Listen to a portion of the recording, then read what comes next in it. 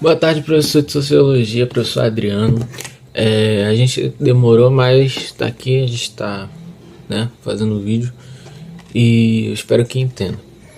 A gente vai falar sobre trabalho, né, que foi o que o senhor passou para todas as turmas, e eu, necessariamente, vou falar sobre a visão dos anarquistas com relação ao trabalho, né? Os anarquistas, Robert Owen, Saint-Simon, Charles Fourier, Pierre Joseph, Mikhail Bakunin, eles têm uma importância dentro do trabalho, eles têm uma influência, né, de pensamentos e teorias dentro das empresas daquela época, né? Porque eles tinham as ideias filosóficas deles. E nessas ideias filosóficas, a gente pode destacar duas teorias ótimas, que eu, de preferência eu, acho ótimas, pelo menos, né? Que é o cooperativismo e o comunitarismo. Os quais, né, o Robert Owen, Charles Fourier, o Pierre Joseph, o Mikhail Bakunin se baseavam e, né, a maioria deles utilizavam. Se eu não me engano, o Mikhail Bakunin ele gostava muito do sistema cooperativista, né? Tanto é que lá no livro, se o senhor for ler, ele vai falar sobre as empresas serem de pessoas que trabalham por livre e espontânea vontade, pessoas que fazem isso por prazer e distribuem as riquezas, ou seja, os produtos de sua empresa, né, para a sociedade de uma forma igualitária. E isso, para mim, né, é um exemplo perfeito de cooperativismo, né? Comunitarismo, ele é um conceito também aplicável a teorias desses filósofos que têm essa visão anárquica, tá? Aliás, anarquia, né, o anarquismo, né, eu vou ler aqui rapidinho, o que o anarquismo sustenta?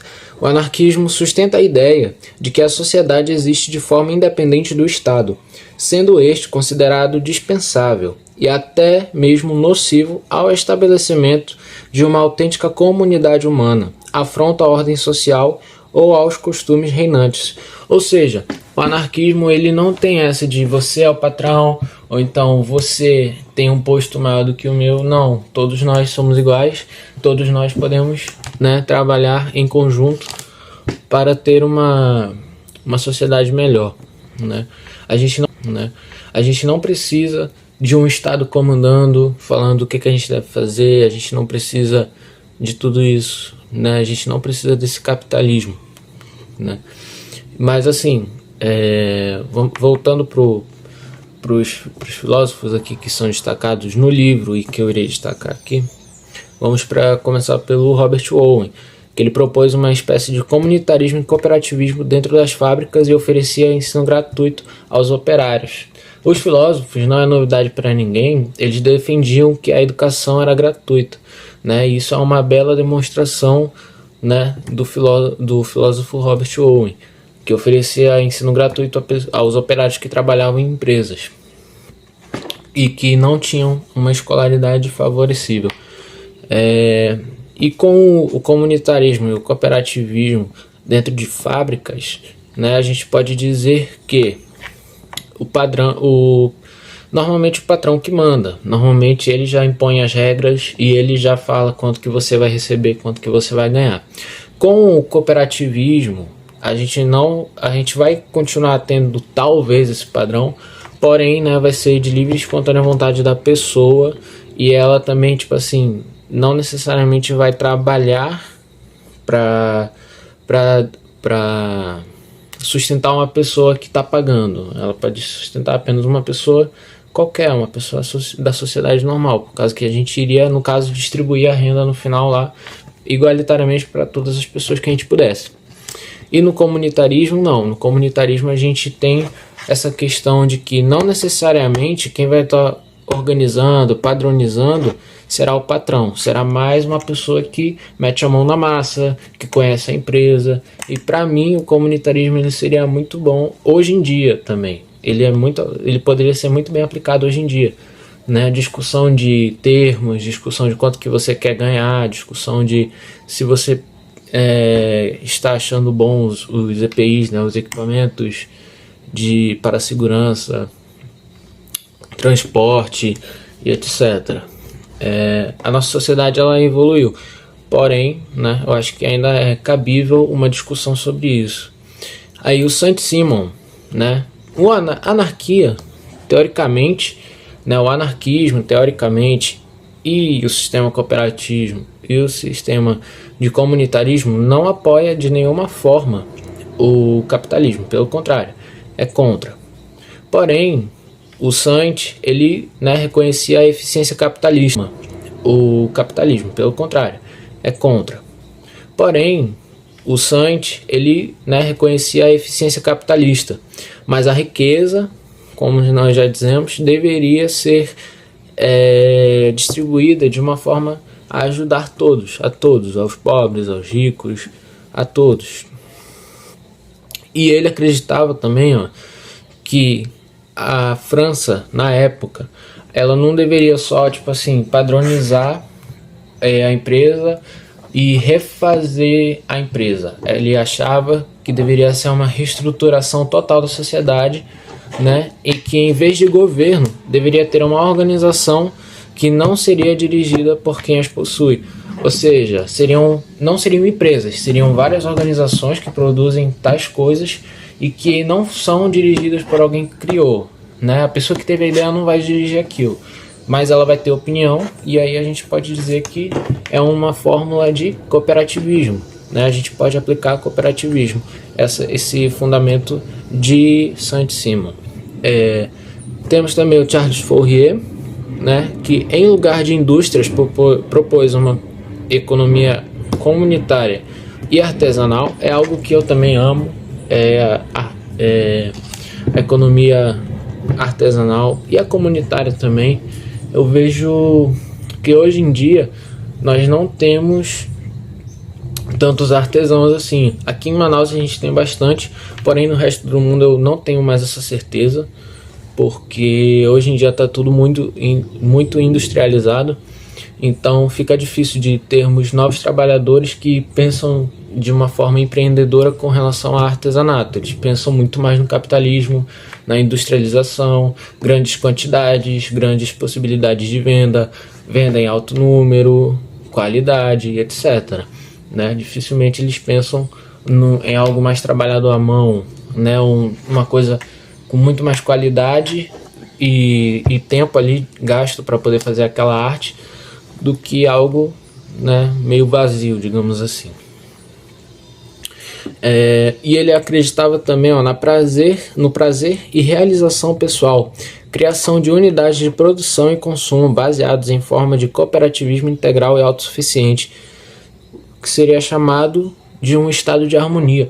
O estado de harmonia não é algo que a gente está distante, eu acredito que a gente esteja até perto, porque hoje em dia temos empresas, sim, capitalistas, por exemplo, o Google, que tem empregado, né, quiser por algum acaso, sei lá, jogar sinuca, ping-pong, no seu horário de almoço, ou então em outro horário que ele não está tão bem assim, ele pode à vontade. E isso, para mim, é uma forma de você ter um prazer, né, um lazer dentro do seu local de trabalho. Porém, a realização pessoal não é exatamente assim. A realização pessoal é algo de um sonho seu, né, algo um pouco mais profundo. Então, acho que isso, teoricamente, é inalcançável dentro de produção, dentro de trabalho. Mas, né, a gente pode sonhar com isso, né? E é algo que Charles Fourier acreditava, e eu acho que eu também posso acreditar. O Pierre Joseph, ele se opôs ao Estado e toda forma de opressão, e ele gostaria de criar associações livres de trabalhadores, não às fábricas e ao governo. Ou seja, mais uma vez a gente vê a anarquia muito presente aí. Não gosta de opressão, não gosta do governo, não acha que a empresa tem que ser dirigida por alguém que foi o dono, que criou. Não vê de uma forma capitalista. Ele quer algo que as pessoas que trabalham ali, que as pessoas que gostam de estar ali, dê sua opinião, dê o seu ponto de vista. Ele gosta disso. E aí o Mikhail Bakunin, ele acreditava que havia no Estado a origem dos males que afligiam os trabalhadores. Ou seja, ele via que o Estado, por querer toda aquela riqueza, de alguma forma ele acabava maltratando os trabalhadores. A classe dos trabalhadores seria a vanguarda da Revolução Operária. Ou seja, os operários seriam a parte mais importante de tudo. Eles que eles estão sustentando, que estão pondo a mão na massa, e eles que deveriam ser os mais importantes. Apoiava a liberdade de associação e de secessão para cada unidade da federação, mas essa liberdade deveria se dar junto ao socialismo, já que liberdade sem socialismo é privilégio, e socialismo sem liberdade é brutalidade e escravidão. Essa visão aqui, professor, do meu ponto de vista, ela é maravilhosa. A liberdade sem o socialismo é privilégio, ou seja, todo mundo fica livre sem ter o que fazer. É um privilégio isso, porém é inviável, né? Porque você não sabe se você vai ter o que comer no dia de amanhã, se vai ter alguém para te ajudar quando você estiver numa situação. Mikhail Bakunin, ele acreditava que havia no Estado a origem dos males que afligiam os trabalhadores. Ou seja, ele via que o Estado, por querer toda aquela riqueza, de alguma forma ele acabava maltratando os trabalhadores. A classe dos trabalhadores seria a vanguarda da Revolução Operária. Ou seja, os operários seriam a parte mais importante de tudo. Eles que eles estão sustentando, que estão pondo a mão na massa, e eles que deveriam ser os mais importantes. Apoiava a liberdade de associação e de secessão para cada unidade da federação, mas essa liberdade deveria se dar junto ao socialismo, já que liberdade sem socialismo é privilégio, e socialismo sem liberdade é brutalidade e escravidão. Essa visão aqui, professor, do meu ponto de vista, ela é maravilhosa. A liberdade sem o socialismo é privilégio, ou seja, todo mundo fica livre sem ter o que fazer. É um privilégio isso, porém é inviável, né? Porque você não sabe se você vai ter o que comer no dia de amanhã, se vai ter alguém para te ajudar quando você estiver numa situação ruim, etc. E o socialismo sem liberdade é brutalidade e escravidão. Eu diria que isso se aplica ao nazismo, né? Que a gente vê um tipo de regime socialista em que todos estão no mesmo patamar trabalhando pelo Estado, e aí você vê muita brutalidade, muita escravidão para um bem maior, que seria só o país, no caso, né? Só para criar uma camada bem superficial de sociedade forte e economicamente desenvolvida. E isso, para mim, realmente não faz sentido. Então, Mikhail Bakunin, né, merece palmas por isso.